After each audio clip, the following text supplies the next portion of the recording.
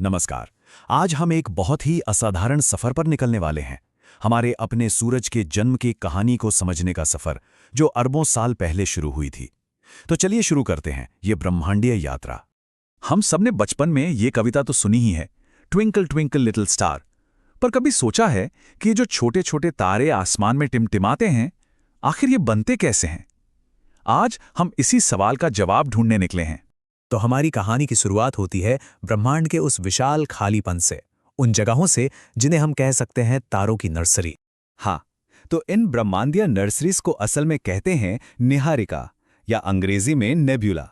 अब ये हैं क्या? असल में ये गैस और धूल के बहुत बहुत बड़े बादल हैं, और मजे की बात यह है कि हर एक तारे की कहानी यहीं से शुरू होती है।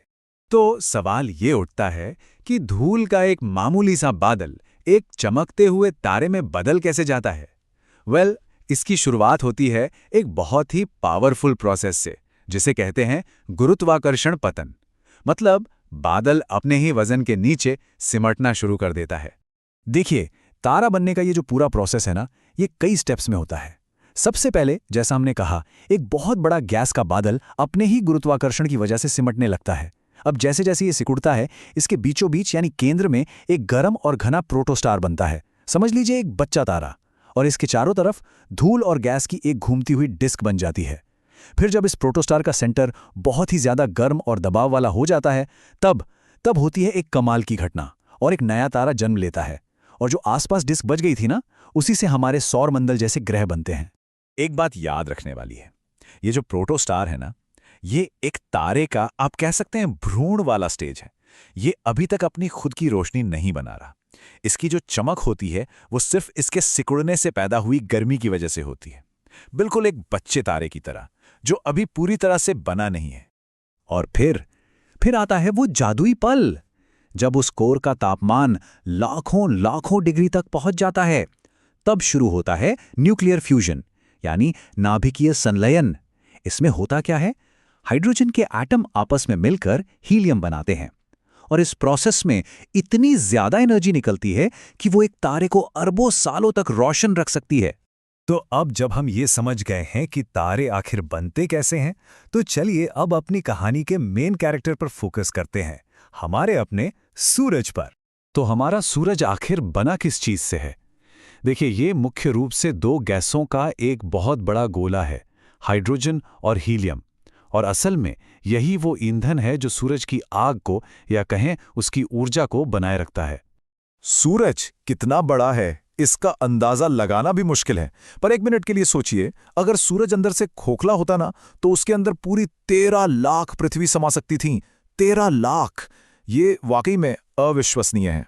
आपको बता दूं, हमारा सूरज अभी अपने जीवन के सबसे स्टेबल और लंबे दौर में है, जिसे वैज्ञानिक भाषा में मेन सीक्वेंस कहते हैं। ये अपनी लगभग आधी उम्र जी चुका है, तो चिंता की कोई बात नहीं है। ये अगले 4.5 अरब सालों तक हमें ऐसे ही रोशनी और गर्मी देता रहेगा। सूरज का जो गुरुत्वाकर्षण बल है, जो ग्रेविटी है, वो अविश्वसनीय रूप से पावरफुल है। मतलब इतनी मजबूत है कि ये हमारे पूरे सौर मंडल को एक साथ बांधे रखती है।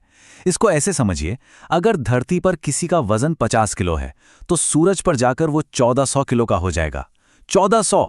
देखिए, हर कहानी का एक अंत तो होता ही है, और तारों की कहानी भी इससे अलग नहीं है।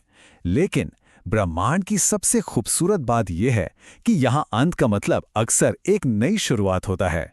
हमारे सूरज जैसे तारे के लिए अंत काफी शांत होता है। जब इसका हाइड्रोजन फ्यूल खत्म होने लगेगा, तो ये फूलकर एक रेड जायंट यानी एक लाल दानव बन जाएगा। फिर इसकी जो बाहरी परतें हैं वो धीरे धीरे स्पेस में फैल जाएंगी, जिससे एक बहुत ही खूबसूरत प्लैनेटरी नेबुला बनेगा। और आखिर में जो बचेगा वो होगा एक छोटा घना कोर, जिसे व्हाइट ड्वार्फ यानी सफेद बौना कहते हैं।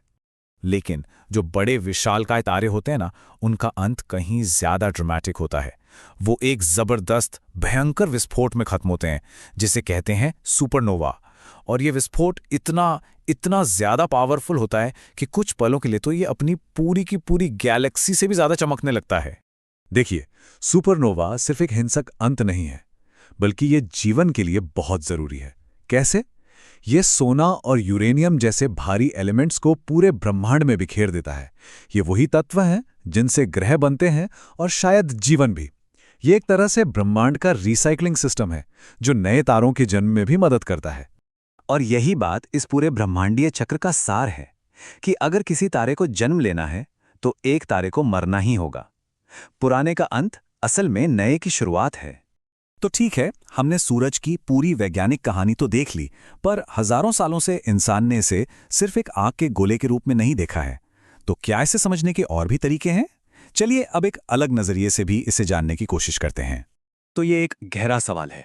क्या सूरज सिर्फ हाइड्रोजन और हीलियम का एक चमकता हुआ गोला है जो बस फिजिक्स के नियमों पर चलता है, या फिर ये एक देवता है, इसका कोई और गहरा आध्यात्मिक मतलब भी है? भारतीय तत्वदर्शन में सूर्य को 3 लेवल्स पर समझा जाता है। पहला है भौतिक स्तर, यानी आधि भौतिक, जो विज्ञान की नजर से गैस का एक गोला है। दूसरा है दिव्य स्तर, यानी आधि देविक, जहां इसे एक देवता या एक दिव्य शक्ति माना जाता है। और तीसरा है आध्यात्मिक स्तर, जहां ये सार्वभौमिक चेतना का प्रतीक है। और देखिए, ये तीनों नजरिए एक दूसरे को काटते नहीं हैं, बल्कि ये मिलकर एक ज्यादा गहरी और पूरी समझ बनाते हैं। तो ये थी सूरज की पूरी यात्रा, धूल के एक बादल से लेकर एक न्यूक्लियर भट्टी तक, और फिर उसकी मृत्यु से नई दुनिया के बीजों तक।